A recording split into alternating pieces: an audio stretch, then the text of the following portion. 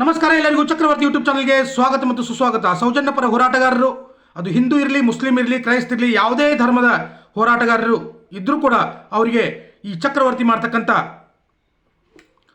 ಇವತ್ತು ಈ ಸಮಯದಲ್ಲಿ ಯಾವತ್ತೂ ಕೂಡ ವಿಡಿಯೋ ಮಾಡೋದಕ್ಕಾಗಿರ್ಬೋದು ಅಥವಾ ಯಾವುದೇ ಒಂದು ಪರ ವಿಮರ್ಶೆ ಚರ್ಚೆಗಳನ್ನು ಮಾಡೋದಾಗಿರ್ಬೋದು ಯಾವುದೂ ಕೂಡ ಮಾಡೋಕ್ಕೆ ಹೋಗೋದಿಲ್ಲ. ಆದರೆ ಇವತ್ತು ನನಗೆ ಆಗಿರ್ತಕ್ಕಂಥ ಒಂದು ಬೇಜಾರ, ನನಗೆ ಒಂಥರ ಅಸಹ್ಯ ಆಗಿದ್ದು ಯಾಕಪ್ಪ ಅಂದ್ರೆ, ಇವತ್ತು ಚಕ್ರವರ್ತಿ ಸೂಲಿಬೆಲೆ ಅವರು ಇವರ ಮಾತು, ಆಮೇಲೆ ಇವರ ಒಂದು ಗಾಂಭೀರ್ಯ, ಇವರ ಜ್ಞಾನ ನನಗೆಲ್ಲ ಇಷ್ಟ ಅದು. ಯಾಕಂದರೆ ನಾನು ಇವ್ರನ್ನ ಸುಮಾರು ವರ್ಷಗಳಿಂದ ಹಿಂಬಾಲಿಸ್ತಾ ಇರ್ತೀನಿ. ಯಾಕಂದರೆ ಇವ್ರು ಹೇಳ್ತಕ್ಕಂಥ ಕೆಲವೊಂದಿಷ್ಟು ವಿಷಯಗಳಾಗಿರ್ಬೋದು, ಆಮೇಲೆ ಇವರ ವಿಚಾರಗಳು ಸಿಕ್ಕಾಪಟ್ಟೆ ನನಗೆ ಭಾಳ ಇಷ್ಟ ಆಗ್ತಿತ್ತು. ಮತ್ತು ಇದ್ರ ಬಗ್ಗೆ ಏನಪ್ಪ ಅಂದ್ರೆ, ನಾನು ಚಕ್ರವರ್ತಿ ಸೂಲಿಬೆಲೆ ಅಂದರೆ ಸುಮಾರು ನಮ್ಮ ಉತ್ತರ ಕರ್ನಾಟಕಕ್ಕೆ ಬಂದಾಗ ಅವ್ರು ಎಲ್ಲೆಲ್ಲಿ ಬಂದಿದ್ದಾರಲ್ಲ ಪ್ರತಿಯೊಂದು ಕಡೆನೂ ನಾನು ಹೋಗಿದ್ದೆ. ಅವರು ಯುವ ಬ್ರಿಗೇಡ್ ಸ್ಥಾಪನೆ ಮಾಡಿದಾಗ ಕೂಡ ಸಿಕ್ಕಾಪಟ್ಟೆ ನನಗೆ ಖುಷಿಯಾಗಿತ್ತು. ಆದ್ರೆ ಇವತ್ತು ಸೌಜನ್ಯ ಒಂದು ಪ್ರಕರಣದ ಬಂದಾಗ ಅದಂತಾರಲ್ಲ, ಎಲ್ಲಿಲ್ಲದ ಅತಿಥಿ ಇಂದ್ಯಾಕೆ ಬಂದ ಅಂತಾರಲ್ಲ, ಹಂಗೆ ಏನಪ್ಪ ಅಂದ್ರೆ ಚಕ್ರವರ್ತಿ ಸೂಲಿಬೆಲೆ ಅವರು ಇವತ್ತು ಅಚಾನಕ್ಕಾಗಿ ಬಂದಾಗ ಅವರ ಮಾತುಗಳಲ್ಲಿ ಸೌಜನ್ಯ ಪರ ಮಾತಾಡಲಿಲ್ಲ, ಅಥವಾ ಏನು ಹೆಣಗಳು ಹೆಂಗೆ ಬಿದ್ದು ಆಮೇಲೆ ಅದು ಹೆಂಗೆ ಸತ್ರು, ಏನಾಯಿತು, ಬೇರೆ ದೇವಸ್ಥಾನಗಳಲ್ಲೂ ಎಲ್ಲಿಯೂ ನಡೆಯೋದಿಲ್ಲ, ಅದು ಇಲ್ಲಿ ಹೆಂಗೆ ನಡೀತಾವಂತಕ್ಕಂಥ ಒಂದು ವಿಚಾರ ಮಾಡ್ತಕ್ಕಂಥ ಶಕ್ತಿನೂ ಅವರೆಲ್ಲ ಇತ್ತೋ ಇಲ್ಲೋ ಅದು ನನಗೆ ಗೊತ್ತಿಲ್ಲ.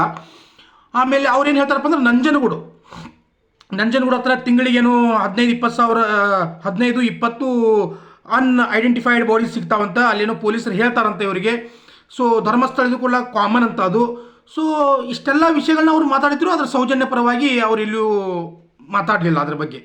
ಆದರೆ ಅವರು ಧರ್ಮಾಧಿಕಾರಿಗಳ ಬಗ್ಗೆ ಮಾತ್ರ ಮಾತಾಡಿದರು. ಆಮೇಲೆ ಧರ್ಮಸ್ಥಳದ ಮಂಜುನಾಥ ಸ್ವಾಮಿಯ ಬಗ್ಗೆಯೂ ಕೂಡ ಮಾತಾಡಿದ್ರು. ಅವರು ಇಲ್ಲತ್ತಂದಲ್ಲ, ವಿಶೇಷವಾಗಿ ಮಾತಾಡಿದ್ದು ಅವರು ಧರ್ಮಸ್ಥಳದ ಧರ್ಮಾಧಿಕಾರಿಗಳ ಬಗ್ಗೆನೇ ಮಾತಾಡಿದರು. ಅವ್ರದ್ದು ಯಾವುದೇ ತಪ್ಪಿಲ್ಲ, ಜನ ಹುಚ್ಚರದಾರಿ ಇವರು ಅಂತ ಎಲ್ಲ ಮಾತಾಡಿದರು. ಕೊನೆಗೆ ಒಂದು ಇಂಪಾರ್ಟೆಂಟ್ ಮಾತನ್ನು ಏನು ಹೇಳ್ತಾರಪ್ಪ ಅಂದ್ರೆ, ಅವರು ಚಕ್ರವರ್ತಿ ಸೂಲಿಬೆಲೆ ಅವರು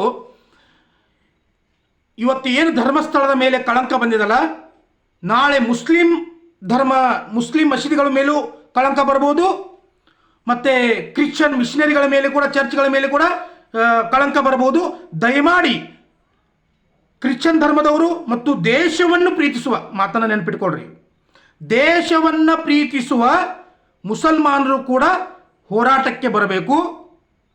ಧರ್ಮಸ್ಥಳವನ್ನು ಉಳಿಸೋದಕ್ಕೆ ನೀವೆಲ್ಲರೂ ಕ್ರಿಶ್ಚಿಯನ್ ಮತ್ತು ಮುಸ್ಲಿಮ್ದವರು ಬರಬೇಕು ಅಂತಕ್ಕಂಥದ್ದನ್ನು ತಾಟ ಹಿಡ್ಕೊಂಡು ಭಿಕ್ಷೆ ಬೇಡಾಕತ್ತಿದ್ರು ಚಕ್ರವರ್ತಿ ಸೂಲಿಬೆಲೆ ಅವರು. ಅವ್ರ ಬಗ್ಗೆ ಎಷ್ಟು ಗೌರವ ಅಂದ್ರೆ ಭಾಳ ಗೌರವ ಐತೆ ನನಗೆ. ಇವತ್ತಿಗೂ ಅದ, ಈಗ ಮಾತಾಡಿದ್ರಲ್ಲ, ಈಗೂ ಕೂಡ ಅವ್ರ ಬಗ್ಗೆ ನನಗೆ ಗೌರವ ಅದ. ಆದ್ರೆ ಧರ್ಮಸ್ಥಳವನ್ನು ಉಳಿಸೋದಕ್ಕೆ ನಮಗೆ ನಮ್ಮ ಮನೆ ಹೆಂಗಸನ್ನು ನೋಡ್ಕೊಳ್ಳೋಕೆ ಬೇರೆ ಮನೆ ಗಂಡಸು ಬೇಕಾಗಿಲ್ಲ. ಚಕ್ರವರ್ತಿ ಸೂಲಿಬೆಲೆ ಅವರೇ ಬೇಕಾಗಿಲ್ಲ, ನಾವು ಅದೀವಿ ಗಂಡಸರು. ನಾವು ಮಂಜುನಾಥನ ಮೇಲೆ ಕಪ್ಪು ಚುಕ್ಕೆಯನ್ನು ಇಡ್ತಾ ಇಲ್ಲ,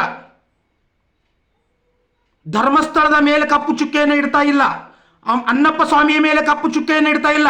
ಆ ಧರ್ಮಸ್ಥಳ ಒಂದು ಗ್ರಾಮದಲ್ಲಿ ಧರ್ಮಾಧಿಕಾರಿಗಳ ಒಂದು ಆಡಳಿತದಲ್ಲಿ, ಧರ್ಮಾಧಿಕಾರಿಗಳ ಸಮ್ಮುಖದಲ್ಲಿ, ಅವರ ಅಸ್ತಿತ್ವದಲ್ಲಿ ಏನು ನೂರಾರು ಶವಗಳು ಅಥವಾ ಅತ್ಯಾಚಾರಕ್ಕೆ ಒಳಗಾಗಿ, ಅನ್ಯಾಯಕ್ಕೆ ಒಳಗಾಗಿ, ಅನಾಥವಾಗಿ ಏನು ಹುಳಲ್ಪಟ್ಟಿದವಲ್ಲ ಶವಗಳು, ಅದರ ಬಗ್ಗೆ ನಾವು ಹೋರಾಟ ಮಾಡ್ತಾ ಇದ್ದೀವಿ ಮಿಸ್ಟರ್ ಚಕ್ರವರ್ತಿ ಸೂಲಿಬೆಲೆ ಅವರೇ. ಧರ್ಮಸ್ಥಳದ ಬಗ್ಗೆ, ಮಂಜುನಾಥನ ಬಗ್ಗೆ ಯಾವ ಮಗ ಅದು ಚಾಕಾರ ಎತ್ತಿದ್ರು, ಅವ ಯಾವ ಬೆಕ್ಕಾದಂಥ ಧರ್ಮದವ ಇರಲಿ, ನನ್ನ ಹಿಂದೂ ಧರ್ಮದ ವಿರುದ್ಧವಾಗಿ ಯಾವಾದರೂ ಬಂದ್ರೆ ಯಾರನ್ನೂ ಬಿಡಂಗಿಲ್ಲ ನಾವು. ಆದರೆ ನೀವು ಸೌಜನ್ಯ ಹಿಂದೂ ಧರ್ಮದವಳು, ಪದ್ಮಲತಾ ಹಿಂದೂ ಧರ್ಮದವಳು, ಅದು ವಾರಿಜಾ ಮತ್ತು ಗಿರಿಜಾ ಆಚಾರ್ಯ ಇದ್ದಾಳಲ್ಲ, ಅವಳು ಹಿಂದೂ ಧರ್ಮದವಳು. ಹಿಂದೂ ಧರ್ಮದ ಹೆಣ್ಣು ಮಕ್ಕಳ ಮೇಲೆ ಅತ್ಯಾಚಾರಗಳು ನಡೆದಿದ್ದಾವೆ. ಇಲ್ಲಿ ಯಾರು ಧರ್ಮಾಧಿಕಾರಿನ ಅತ್ಯಾಚಾರ ಮಾಡಿ ಅಂತಂದು ಯಾರು ಎಲ್ಲೂ ಹೇಳ್ತಾ ಇಲ್ಲ ಯಾರು. ಯಾಕಂದ್ರೆ ಅವರ ವಯಸ್ಸಿಗೆ, ಅವರ ಹುದ್ದೆಗೆ ಒಂದು ಗೌರವವನ್ನು ಕೊಟ್ಟದಾರ. ಅವರ ಕುಟುಂಬದವರು ಕೆಲವೊಂದಿಷ್ಟು ಜನ ಅದಾರ ಅಂತ ಹೇಳ್ತಾರಷ್ಟೇ, ಆದರೆ ಅವರೇ ಮಾಡಿದಾರ ತಂದು ಯಾರೂ ಹೇಳ್ತಾ ಇಲ್ಲ ಧರ್ಮಾಧಿಕಾರಿಗಳು. ಆದರೆ ನೀವು ಒಂದು ಹಿಂದೂ ಧರ್ಮದ ಹೆಣ್ಣಿನ ಮಗಳ ಮೇಲೆ ಅತ್ಯಾಚಾರ ಆಗಿದೆ, ಎಷ್ಟೋ ಅನಾಥ ಶವಗಳು ಬಿದ್ದಿದಾವೆ. ಆದ್ರೆ ನೀವೇನು ಮಾಡ್ತೀರಪ್ಪ ಅಂದ್ರೆ ಮುಸ್ಲಿಂ ಧರ್ಮದವರು ಮತ್ತು ಕ್ರಿಶ್ಚಿಯನ್ ಧರ್ಮದವರು ನಾಳೆ ನಿಮ್ಮ ಮೇಲೂ ಕೂಡ ಅಟ್ಯಾಕ್ ಆಗ್ಬೋದು. ದಯಮಾಡಿ ಹೋರಾಟಕ್ಕೆ ಬರ್ರಿ.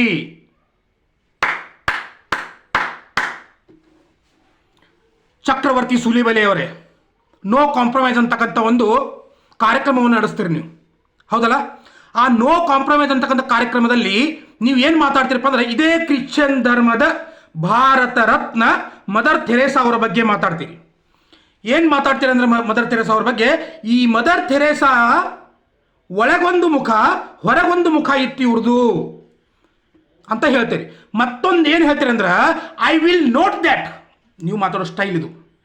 ನೀವು ಪ್ರತಿಯೊಂದು ನಿಮ್ಮ ಬಗ್ಗೆ ನಾನು ಭಾಳ ಸ್ಟಡಿ ಮಾಡಿದ್ದೀನಿ, ಈಗಲ್ಲ ಸುಮಾರು ದಿನದಿಂದ. ಐ ವಿಲ್ ನೋಟ್ ದ್ಯಾಟ್ ಕ್ರಿಶ್ಚಿಯನ್ನರು ಭಾರತಕ್ಕೆ ಬಂದ ನಂತರ ಈ ದೇಶ ನಿಜವಾದ ದಾರಿದ್ರ್ಯಕ್ಕೆ ಒಳಗಾಯಿತು ಅಂತಂದ ನೀವು ನೋ ಕಾಂಪ್ರಮೈಸ್ ಕಾರ್ಯಕ್ರಮದಲ್ಲಿ ಹೇಳ್ತೀರಿ, ಕ್ರಿಶ್ಚಿಯನ್ನರ ಬಗ್ಗೆ ಹೇಳ್ತೀರಿ. ಅದ್ರ ಜೊತೆಗೆ ಮದರ್ ಥೆರೇಸಾ ಬಗ್ಗೆ ಹೇಳ್ತೀರಿ ನೀವು. ಆ ಮದರ್ ಥೆರೇಸಾ ಅವರದ್ದು ಒಂದು ಏನು ಚಾರಿಟಿ ಇತ್ತಲ್ಲ, ಆ ಮದರ್ ಥೆರೇಸಾ ಅವ್ರ ಚಾರಿಟಿ ಇಲ್ಲಿ ಮದರ್ ಥೆರೇಸಾ ಅವರು ಅವರ ನಿಜವಾದ ಮುಖ ಏನಿತ್ತಂದ್ರೆ ಅವರು ಮಕ್ಕಳನ್ನ ಮಾರಾಟ ಮಾಡ್ತಾ ಇದ್ರು. ಮದರ್ ಥೆರೇಸಾ ಅವರು ಮಕ್ಕಳನ್ನ ಮಾರಾಟ ಮಾಡ್ತಾ ಇದ್ರು ಅಂತ ಹೇಳ್ತಿದ್ರಿ ನೀವು. ಮತ್ತೊಂದು ಏನು ಹೇಳ್ತಿರಪ್ಪ ಅಂದ್ರೆ ನೋಡ್ರಿ ಎಷ್ಟು ಟೆಕ್ನಿಕ್ ಯೂಸ್ ಮಾಡ್ತಾರ ಅವರು ಚಕ್ರವರ್ತಿ ಸೂಲಿಬೆಲೆ ಅವರು. ಮದರ್ ಥೆರೇಸಾ ಅವ್ರ ಬಗ್ಗೆ ಒಬ್ಳು ಮುಸ್ಲಿಂ, ಅವಳ ಹೆಸರು ಏನಪ್ಪಾ ಅಂದ್ರೆ ತಸ್ಲಿಮಾ ನಸ್ರೀಮ್. ನೋಡ್ರಿ ಇಲ್ಲಿ ಕ್ರಿಶ್ಚಿಯನ್ ಮತ್ತು ಮುಸ್ಲಿಂ ಧರ್ಮದವರು ಬಾಂಧವರೇ, ಮದರ್ ಥೆರೇಸಾ ಬಗ್ಗೆ ತಸ್ಲಿಮಾ ನಸ್ರೀಮ್ ಅಂತಕ್ಕಂಥವ್ರು ಒಂದು ಟ್ವೀಟ್ ಮಾಡ್ತಾರಂತ. ಆ ಟೈಮ್ನಾಗ ಅವ್ರು ಏನು ಹೇಳ್ತಾರಂದ್ರೆ ಇಂಗ್ಲೀಷ್ನಾಗ ಹೇಳ್ತಾರೆ ಇವರು, ಚಕ್ರವರ್ತಿ ಸೂಲಿಬೆಲೆ ಅವ್ರು ಹೇಳ್ತೀನಿ ಕೇಳಿ. ಆ ಟ್ವೀಟ್ದಾಗ ಏನಿರ್ತದಂತ ತಸ್ಲಿಮಾ ನಸ್ರೀಮ್ ಮಾಡಿರ್ತಾರೆ. ಟ್ವೀಟ್ನಾಗ ಏನಿರ್ತದೆ, Mother Teresa charity home sells babies is nothing new. Mother Teresa charity home sells babies is nothing new. ಅಂದ್ರೆ ಮದರ್ ಥೆರೇಸಾ ಅವರ ಚಾರಿಟಿಯಲ್ಲಿ ಮಕ್ಕಳನ್ನ ಮಾರಾಟ ಮಾಡ್ತಾರಲ್ಲ, ಇದೇನು ಹೊಸದಲ್ಲ ಅಂತಂದ ಟ್ವೀಟ್ ಮಾಡ್ತಾರಂತ ಅವ್ರು. ಟ್ವೀಟ್ ಮುಂದೆ ಏನು ಹೇಳ್ತಾರಂತ ಅವರು, ಯಾರು ತಸ್ಲಿಮಾ ನಸ್ರೀಮ್ ಅವರು, ಅವಳು ಫೇಮಸ್ ಅದಾಳಂತ ತಿಳ್ಕೊಂಡ ಅವಳನ್ನ ಪ್ರೊಟೆಕ್ಟ್ ಮಾಡಕ್ ಹೋಗಬೇಡ್ರಿ ಅಂತಂದ ಟ್ವೀಟ್ ಮಾಡ್ತಾಳಂತ. ಇದರ ಅರ್ಥ ಇಲ್ಲಿ ಮುಸ್ಲಿಂ ಮತ್ತು ಕ್ರಿಶ್ಚಿಯನ್ ಧರ್ಮಕ್ಕೆ ಜಗಳ ಹಚ್ಚೋದು ಕೆಲಸ ಯಾರ್ದು? ಚಕ್ರವರ್ತಿ ಸೂಲಿಬೆಲೆ ಅವರದ್ದು. ಒಬ್ಬಳು ಭಾರತ ರತ್ನ ಮದರ್ ಥೆರೇಸಾ ಬಗ್ಗೆ, ಕ್ರಿಶ್ಚಿಯಾನಿಟಿ ಬಗ್ಗೆ ಮತ್ತು ಇಸ್ಲಾಂ ಧರ್ಮದ ಬಗ್ಗೆ ಕೆಟ್ಟದಾಗಿ ಮಾತಾಡೋದಲ್ದ ಆ ಧರ್ಮಗಳ ಬಗ್ಗೆ ಜಗಳ ಹಚ್ಚೋದು. ಜೊತೆಗೆ ಇವ್ರು ಏನು ಹೇಳ್ತಾರಪ್ಪ ಅಂದ್ರೆ ಯಾವುದೇ ಭಾಷಣದಲ್ಲಿ ನೋಡಿ ಹೊರತು ಮುಸ್ಲಿಂ ಧರ್ಮದವರು, ಇಸ್ಲಾಂ ಧರ್ಮದವರು ಇವತ್ತು ಭಾರತದಲ್ಲಿ ಎಷ್ಟು ದಾಳಿಗಳು ನಡೆದಿದಾವಲ್ಲ ನಮಗೂ ಗೊತ್ತದ ರೀ, ನಮಗೂ ಗೊತ್ತದ. ಮೊಹಮ್ಮದ್ ಗಜ್ನಿ ಬಂದರು, ಮೊಹಮ್ಮದ್ ಗೋರಿ ಬಂದರು, ಅವ್ನು 17 ಬಾರಿ ದಂಡೆತ್ತಿ ಬಂದ. ಆಮೇಲೆ ಬಾಬರ್ ಬಂದ, ಅಕ್ಬರ್ ಬಂದ, ಹುಮಾಯೂನ್ ಬಂದ, ಔರಂಗಜೇಬ್ ಬಂದ, ಜಹಾಂಗೀರ್ ಬಂದ, ಶಹಾಜಹಾನ್ ಬಂದ. ಆ ಮೊಘಲ್ ಕಾಲ ಆದ ಹೋಯ್ತು. ಆಮೇಲೆ ದೆಹಲಿ ಸುಲ್ತಾನರು ಬರ್ತಾರ, ಹೌದಲ್ಲ? ನಿಮಗೆ ತಾಕತ್ತ ಇದ್ರ ಶಹಾಜಹಾನ್ ಕಟ್ಟಿರ್ತಕ್ಕಂಥ ಕೆಂಪು ಕೋಟೆಯನ್ನು ಉಳಿಸು. ಮುಸ್ಲಿಮರ ಮೇಲೆ ಅಷ್ಟು ದ್ವೇಷ ಅದಲ್ಲ ಅದನ್ನು ಉಳಿಸಾಕ. ಅಲ್ಲಿ ಯಾಕೆ ಆಗಸ್ಟ್ 15ಕ್ಕೆ ಧ್ವಜಾರೋಹಣ ಮಾಡ್ತಾರೆ? ಜನವರಿ 26ಕ್ಕೆ ಯಾಕೆ ಧ್ವಜಾರೋಹಣ ಮಾಡ್ತಾರೆ? ಅಲ್ಲಿ ಯಾಕೆ ಮಾಡ್ತಾರೆ? ಚಕ್ರವರ್ತಿ ಸೂಲಿಬೆಲೆ ಅವರೇ, ನಿಮ್ಮ ಒಬ್ಬ ಅಭಿಮಾನಿ ನಾನು. ಯಾಕೆ ಮಾಡ್ತಾರಲ್ಲಿ? ತಾಜ್ ಮಹಲ್ ವಿಶ್ವದ 7 ಅದ್ಭುತಗಳಲ್ಲಿ ತಾಜ್ ಮಹಲ್ ಕೂಡ ಒಂದದ. ಹೋಗ್ರಿ ಅದನ್ನು ಉಳಿಸ್ರಿ. ಯಾಕೆ ಮುಸ್ಲಿಂ ಬಗ್ಗೆ ಮಾತಾಡ್ತೀರಿ? ಪ್ರಾಚೀನ ಕಾಲದಲ್ಲಿ ಬಂದು ಯುದ್ಧ ಮಾಡಿ ಹೋಗಿದಾರ. ಯುದ್ಧ ಮಾಡಿದಾರೆ, ಯಾರಿಲ್ಲ ಅಂದರು. ಹಾಗಂತ ತಿಳ್ಕೊಂಡ ಭಾರತದಲ್ಲಿರ್ತಕ್ಕಂಥ ಎಲ್ಲ ಮುಸ್ಲಿಮರು ಕೂಡ ನಿಮ್ಮ ದೃಷ್ಟಿಯಲ್ಲಿ ದರಿದ್ರದಾರನ. ಮತ್ತು ಇವತ್ತು ನೀವೇನು ಹೇಳ್ತೀರಿ? ನಾಳೆ ನಿಮ್ಮ ಧರ್ಮದ ಮೇಲೂ ಆಗ್ಬೋದು, ನಾಳೆ ನಿಮ್ಮ ಧರ್ಮದ ಮೇಲೆ ಆಗ್ಬೋದು, ಎಲ್ಲರೂ ಬರ್ರಿ ನೀವು ಅಂದರೆ ನಿಮಗೇನಪ್ಪ ಅಂದ್ರೆ ಇವತ್ತು ಹಿಂದೂ ಧರ್ಮದವರು ಹಿಂದೂ ಹುಡುಗಿಗಾಗಿ ಆ ತಾಯಿ ಸೌಜನ್ಯಳಿಗಾಗಿ ಹೋರಾಟ ಮಾಡಿದಾರಲ್ಲ, ಅಂದರೆ ನೀನು ಮುಸ್ಲಿಮ್ದವ್ರನ್ನ ಮತ್ತು ಕ್ರಿಶ್ಚಿಯನ್ದವ್ರನ್ನ ಕರ್ಕೊಂಡು ಬಂದ ಯಾರ ಮೇಲೆ ದಾಳಿ ಮಾಡಕ್ಕೆ ಹಚ್ಚಾಗದಿ ನೀನು? ಹಿಂದೂ ಧರ್ಮದ ಮೇಲೆ ಯಾವ ಮೈಂಡ್ ಸೆಟ್ ಇದು? ಇಲ್ಲಿ ಯಾರು ಕೂಡ ಧರ್ಮಸ್ಥಳದ ಅಣ್ಣಪ್ಪ ಸ್ವಾಮಿಯ ಬಗ್ಗೆ ಮಾತಾಡ್ತಾ ಇಲ್ಲ ಚಕ್ರವರ್ತಿ ಸೂಲಿಬೆಲೆ ಅವರೇ.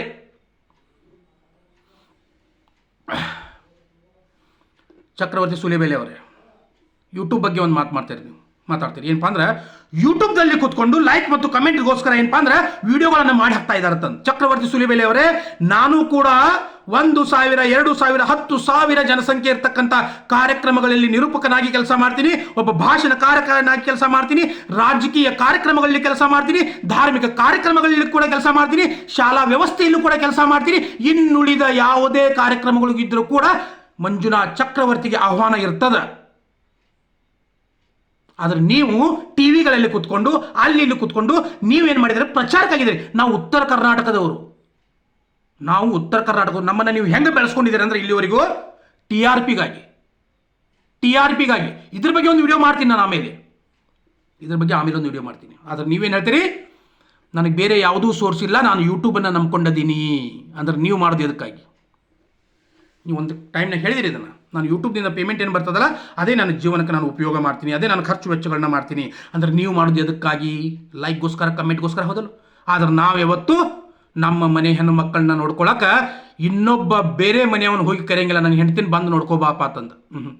ಆದ್ರೆ ನೀವೇನು ಮಾಡ್ತಾ ಇದ್ದೀರಿ? ಒಂದು ಹಿಂದೂ ಧರ್ಮದ ಹೆಣ್ಣುಮಗಳು ಸತ್ತಿದ್ದಾಳ, ಅವಳ ಮೇಲೆ ಅತ್ಯಾಚಾರ ಆಗ್ಯದ, ನೀವು ಹೋಗಿ ಮುಸ್ಲಿಂ ಧರ್ಮದವ್ರನ್ನು, ಕ್ರಿಶ್ಚಿಯನ್ ಧರ್ಮದವ್ರನ್ನು ಕರಿತೀರಿ. ಒಂದು ಟೈಮ್ ಅಲ್ಲ, ಇವತ್ತಿಯೂ ಕೂಡ ಮುಸ್ಲಿಂ ಧರ್ಮದ ಬಗ್ಗೆ ನಿಮ್ಮಲ್ಲಿ ಇರ್ತಕ್ಕಂಥ ಮನೋಭಾವನೆ ಬೇರೆ ಅದ, ಕ್ರಿಶ್ಚಿಯನ್ ಧರ್ಮದ ಬಗ್ಗೆ ಇರ್ತಕ್ಕಂಥ ಮನೋಭಾವನೆ ಬೇರೆ ಅದ. ನೀವು ಯಾವತ್ತು ಎತ್ತಿದ್ರೆ ಔರಂಗಜೇಬ್ ಬಗ್ಗೆ ಹೇಳ್ತೀರಿ. ಯಾವ ಔರಂಗಜೇಬ್ ಎಷ್ಟು ಪಾಪ ಮಾಡಿದ್ದಲ್ಲ ಅಷ್ಟು ಪಾಪದಿಂದ ಸತ್ತು ಹೋದ ಅವನ ಬಗ್ಗೆ ಮಾತಾಡಕ್ಕೆ ಹೋಗ್ಬೇಡ್ರಿ. ಬೇಡ, ಅಬ್ದುಲ್ ಕಲಾಂ ಅಂತವ್ರ ಬಗ್ಗೆ ಮಾತಾಡ್ರಿ. ಅವ್ರ ಬಗ್ಗೆ ಯಾಕೆ ಮಾತಾಡಂಗಿಲ್ಲ? ಯಾಕೆ ನೀವು ಪ್ರತಿಯೊಂದು ಸರಿ ಹೇಳ್ತೀರಿ ನಮ್ಮ ಹಿಂದೂ ಹುಡುಗಿಯರನ್ನ ಮುಸ್ಲಿಂ ಹುಡುಗರು ಮೋಸ ಮಾಡಿ ತಗೊಂಡು ಹೋಗ್ತಾರ ಹೇಳ್ತೀರಿ ನೀವು. ಸತ್ಯನೂ ಇರ್ಬೋದು, ಇಲ್ಲ ತಂದಲ್ಲ. ಆದ್ರೆ ನೀವು ಮುಸ್ಲಿಂ ಧರ್ಮದ ಬಗ್ಗೆ ಮಾತಾಡ್ತೀರಿ ಇಲ್ಲೋ? ಹೋರಾಟ ಮಾಡ್ರಿ ಅದ್ರ ಬಗ್ಗೆ. ಯಾರು ಬೇಡ ಅಂದ್ರೆ ನಿಮಗೆ ಮಾಡ್ರಿ, ಹೋರಾಟ ಆಗಲಿ, ನಾವು ಬರ್ತೀವಿ, ಅದಕ್ಕೆ ತಪ್ಪದು. ಆದ್ರೆ ನಮ್ಮ ಹಿಂದೂ ಧರ್ಮ ತಂದು ಬಂದಾಗ ಮುಸ್ಲಿಂ ಧರ್ಮದವ್ರನ್ನ ಕಟ್ಟಿ ಹಾಕಕ್ಕೆ ಬರ್ತೀರಂದ್ರೆ ನಿಮ್ಮ ಮಾತನ್ನು ಮುಸ್ಲಿಂ ಧರ್ಮದವ್ರು ತಿಳ್ಕೊಳ್ತಾರ? ಚಕ್ರವರ್ತಿ ಸೂಲಿಬೆಲೆ ಅವರೇ, ಏನಂತ ವಿಚಾರ ಮಾಡಿ ಮಾತಾಡಿದಿರಿ ನೀವು? ಬಾಯಿ ಎತ್ತಿದ್ರೆ ಒಂದು ಸಮಯದಲ್ಲಿ ಸಿದ್ದರಾಮಯ್ಯ ಕೂಡ ಬಿದ್ದಿದ್ದೀರಿ ನೀವು, ರಾಹುಲ್ ಗಾಂಧಿ ಅವರಿಗೂ ಕೂಡ ಬೈದಿದ್ದೀರಿ. 6 ವರ್ಷ ಹಿಂದ್ಗಡೆ ಒಂದು ಯೂಟ್ಯೂಬ್ನಲ್ಲಿ ನೀವು ಒಂದು ವಿಡಿಯೋ ಮಾಡಿದ್ರಿ, ಸುಮಾರು ಒಂದು ಅರ್ಧ ಗಂಟೆ ಮೇಲ್ಪಟ್ಟಿತ್ತು ಅದು, ನಾನು ನೋಡಿದ್ದೆ. ನಾನು ಮೋದಿ ಹತ್ಯೆಗೆ ಸಂಚು ತಂದು, ಆ ಮೋದಿ ಹತ್ಯೆಗೆ ಸಂಚು ಇಟ್ಕೊಂಡ ಎಷ್ಟೋ ಜನರನ್ನ ಕಾಲು ಎಳೆದ್ರಿ, ಹೀಯಾಳಿಸಿದ್ರಿ, ಅವ್ರಿಗೆ ಮನಸ್ಸಿಗೆ ನೋವು ಮಾತಾಡಿದ್ರಿ, ಏನೇನೋ ಯಾರ್ಯಾರ್ದು ತೇಜೋವಧೆ ಮಾಡಿರಿ ನೀವು. ಆದ್ರೆ 6 ವರ್ಷ ಆದ್ರೂ ಕೂಡ ಮೋದಿ ಇನ್ನೂ ಗಟ್ಟಿಮುಟ್ಟದಾರ. ಯುರೋಪ್, ಲಂಡನ್, ಬ್ರೆಜಿಲ್, ಚೀನಾ ಅನ್ಕೋತ ಆರಾಮಾಗಿ ಪ್ರವಾಸ ಮಾಡ್ಕೊತ ಅಲ್ಲೆಲ್ಲ ಮಸ್ತ್ ಬಿಕ್ಕಿದಾರ ಅವರು. ಅವ್ರದ್ದೇನೂ ಆಗಿಲ್ಲ. ಆದ್ರೆ ಆ ಒಂದು ಪಾಯಿಂಟನ್ನು ಇಟ್ಕೊಂಡು ಎಷ್ಟೋ ಜನರು ತೇಜೋವಧೆ ಮಾಡಿದ್ರಿ. ಆದ್ರೆ ಇವತ್ತು ಯಾಕೆ ಪ್ರಶ್ನೆ ಮಾಡಬಾರ್ದು ನಾವು ಧರ್ಮಾಧಿಕಾರಿಗಳಿಗೆ? ನೀವು ಮಾಡಿದ್ರ ಚಮತ್ಕಾರ, ನಾವು ಮಾಡಿದ್ರ ಬಲಾತ್ಕಾರ. ಯಾಕೆ ಮಾಡಬಾರ್ದು ಹೇಳ್ರಿ ಚಕ್ರವರ್ತಿ ಅವರೇ? ಯಾಕೆ ಮಾಡಬಾರ್ದು?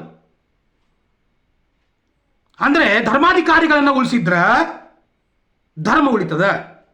ಧರ್ಮ ಉಳಿಯುವಂಥ ಮನಸ್ಸು ನಿಮಗಿದ್ದಿದ್ರ, ಧರ್ಮದ ಮೇಲೆ ಅಷ್ಟೊಂದು ಪ್ರೀತಿನ ಇದ್ದಿದ್ರ, ನೀವು ಹಿಂದೂ ಧರ್ಮದವರೇ ಆಗಿದ್ರ, ನೀವು ಹಿಂದೂ ಧರ್ಮದ ಬಾಲಕಿ ಏನು ಅತ್ಯಾಚಾರ ಸತ್ತಿದಳ ಸೌಜನ್ಯ, ಅವಳ ಹೋರಾಟಕ್ಕೆ ಬರ್ತಾ ಇದ್ರಿ. ಅನ್ನಪ್ಪ ಸ್ವಾಮಿಯನ್ನ, ಮಂಜುನಾಥನಿಗೆ ಯಾರೂ ಕೂಡ ಏನು ಅಂತ ಇಲ್ಲ. ಅದನ್ನು ಹೋಗಿ ನಮ್ಮ ಧರ್ಮಸ್ಥಳನ ಹಾಳು ಮಾಡಕದ ತಿಳ್ಕೊಂಡ ಮುಸ್ಲಿಂ ಧರ್ಮದ ಕರ್ಕೊಂಡು ಬಂದು ಕ್ರಿಶ್ಚಿಯನ್ ಧರ್ಮದವ್ರನ್ನ ಕರ್ಕೊಂಡು ಬಂದ ಹಿಂದೂ ಧರ್ಮದ ಮೇಲೆ ಅಟ್ಯಾಕ್ ಮಾಡಕ್ಕೆ ಪ್ಲಾನ್ ಮಾಡಿದಿರಪ್ಪ ಅಂದ್ರೆ ಚಕ್ರವರ್ತಿ ಸೂಲಿಬೆಲೆ ಅವರೇ, ನಾನು ಮತ್ತೆ ಬರ್ತೀನಿ ನಿಮ್ಮ ಜೊತೆ. ಇನ್ನೂ ಭಾಳ ಮಾತಾಡೋದು ನನಗೆ, ಮತ್ತು ನಿಮ್ಮ ಬಗ್ಗೆ ಅಪಾರವಾದ ಗೌರವದ. ನಾನು ಎಷ್ಟೇ ನಿಮ್ಮ ಬಗ್ಗೆ ಮಾತಾಡಿದ್ರು ಕೂಡ ಒಂದು ಕೂಡ ನಿಮ್ಮ ಅಪಶಬ್ದವನ್ನು ಮಾತಾಡೋದಿಲ್ಲ. ಆದರೆ ನಿಮ್ಮ ನೈಜ ಬಣ್ಣವನ್ನು ನಾನು ಹೊರಗಡೆ ತಂದು ತೊಗೊಂಬರ್ತೀನಿ. ಕರೀರಿ, ನಾನು ಬರ್ತೀನಿ. ನೀವು ಎಷ್ಟು ಚಂದ ಭಾಷಣ ಮಾಡ್ತೀರಲ್ಲ, ನೀವು ಎಷ್ಟು ಚಂದ ಮಾತಾಡ್ತೀರಲ್ಲ, ನಮಗೂ ಮಾತಾಡಕ್ಕೆ ಬರ್ತದೆ. ನಾವು ಅನೇಕ ಪುಸ್ತಕಗಳನ್ನು ಓದ್ತೀವಿ, ಅನೇಕ ಚಿಂತಕರ ಕಥೆಗಳನ್ನು ಕೇಳ್ತೀವಿ. ಕರೀರಿ, ನಮ್ಮನ್ನು ಬರ್ತೀವಿ. ಚಕ್ರವರ್ತಿ ಅವ್ರು ಬರ್ತೀವಿ ರೀ, ನಮಗೂ 1 ಗಂಟೆ ಅವಕಾಶ ಕೊಡ್ರಿ, ಮಾತಾಡ್ತೀವಿ. ನೀವು ಅಷ್ಟೇ ಮಾತಾಡೋದಿಲ್ಲ. ಸರ್ವಜ್ಞನೆಂಬುವನು ಗರ್ವದಿಂದ ಆದವನೇ, ಸರ್ವದಿಂದ ಒಂದೊಂದು ಪದಗಳನ್ನ ಕಲಿತು ಸರ್ವಜ್ಞನಾದ. ನೀವು ಹಂಗೇನು ದೊಡ್ಡ ಸರ್ವಜ್ಞ ಅಲ್ಲ. ಅದು ನಿಮ್ಮನ್ನು ಯಾರು ಸರ್ವಜ್ಞ ಅಂತ ಕರೆದಾರ ಗೊತ್ತಿಲ್ಲ, ಬಟ್ ನಾನಂತೂ ಕರೆದಿದ್ದೆ ನಿಮ್ಮನ್ನು ಸರ್ವಜ್ಞ ಅಂತಂದ. ಬಟ್ ನನಗೆ ಒಂಥರ ಗಿಲ್ಟಿ ಫೀಲ್ ಆಗೈತೆ. ಮತ್ತೆ ಬರ್ತೀನಿ ಚಕ್ರವರ್ತಿ ಸೂಲಿಬೆಲೆ ಅವರೇ.